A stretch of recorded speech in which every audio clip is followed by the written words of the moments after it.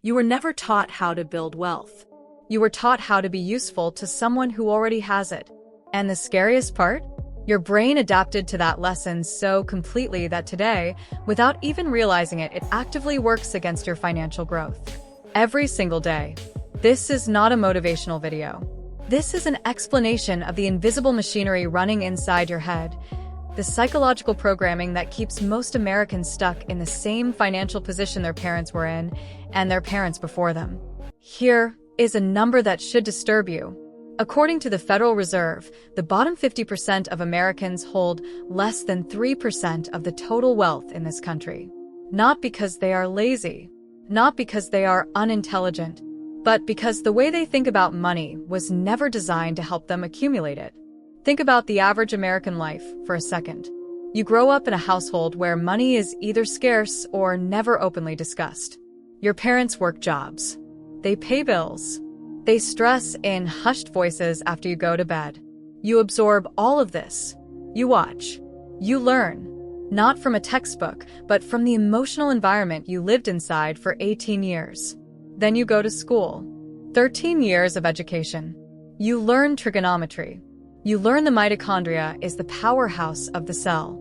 Nobody sits you down and explains compound interest or the difference between an asset and a liability, or why the house you grew up in might not be the investment your parents think it is.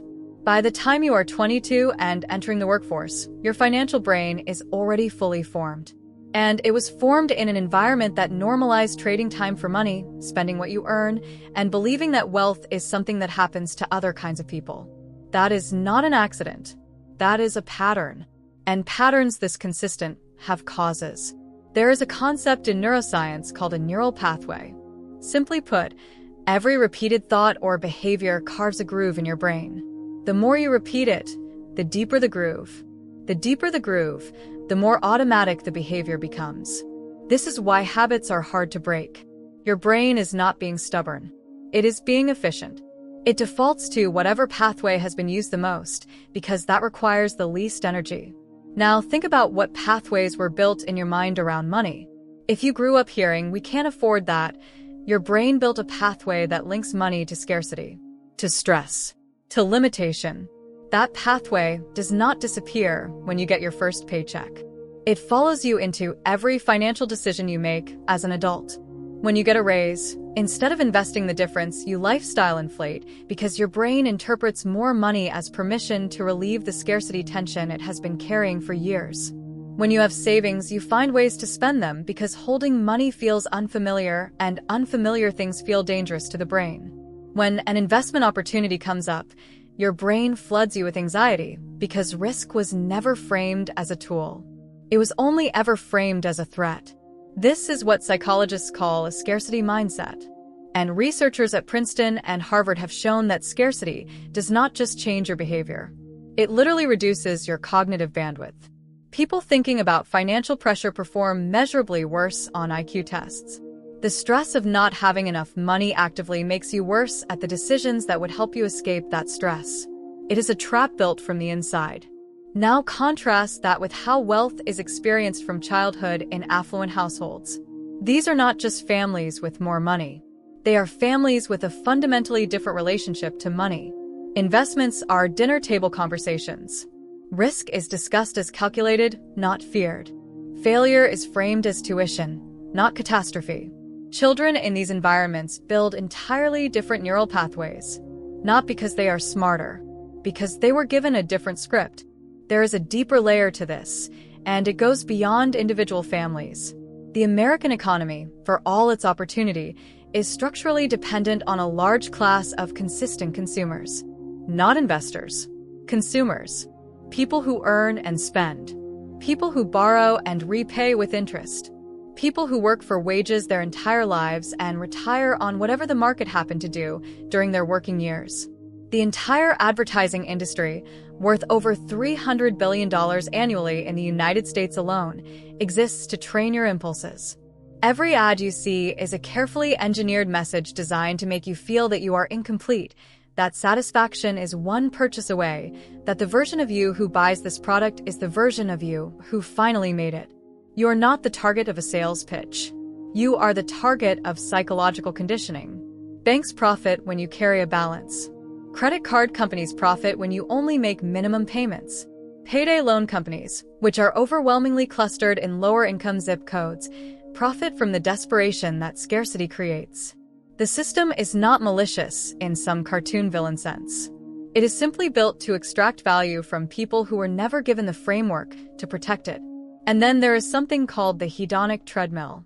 Psychologists use this term to describe the human tendency to return to a baseline level of satisfaction regardless of what changes in our external circumstances. You get the raise, you feel good for 3 weeks, then you adjust. You need more.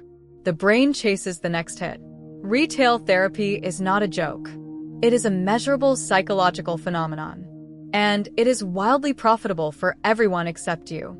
So, what do you actually do with this information? First, understand that awareness is the beginning of rewiring. You cannot change a program you do not know is running. The fact that you are watching this, that you are asking these questions, means you have already started to interrupt the loop. Second, you have to deliberately build new pathways. That means exposure. Read about money the way you consume content about anything else you're interested in. Not self-help slogans. Actual financial literacy. Understand how compound interest works over 30 years. Understand the difference between buying things and buying assets. Understand what it means to make your money work instead of only working for money. Repetition of these ideas begins to carve new grooves. Third, audit your environment. The research on social influence and financial behavior is overwhelming. Your income tends to average out with the 5 people you spend the most time around. Not because of some mystical law, but because your reference points for normal are shaped by the people you observe daily. If everyone around you is consuming and no one around you is building, that becomes the unconscious baseline. Fourth, reframe your relationship with risk. Risk is not the enemy of security. Inflation is. Sitting in a savings account that yields 0.5% while inflation runs at 3% is not safety. It is slow erosion. The brain perceives inaction as safe because it requires no decision.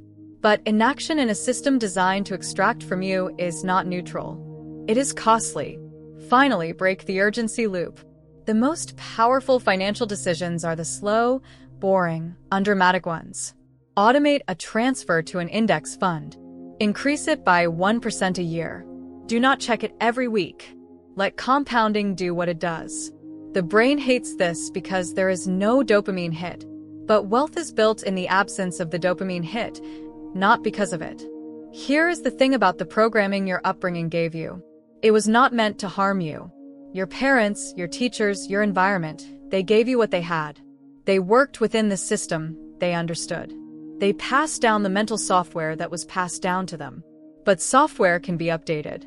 The people who build real wealth are not necessarily smarter or luckier or more talented. Many of them simply encountered a different set of ideas at the right time and had the discipline to let those ideas slowly replace the old ones. That process is available to anyone willing to be honest about what they actually believe about money, where those beliefs came from, and whether those beliefs are still serving them. Your brain was programmed to stay poor by a world that needed you to stay in your lane. The only question that matters now is whether you're going to keep running that program.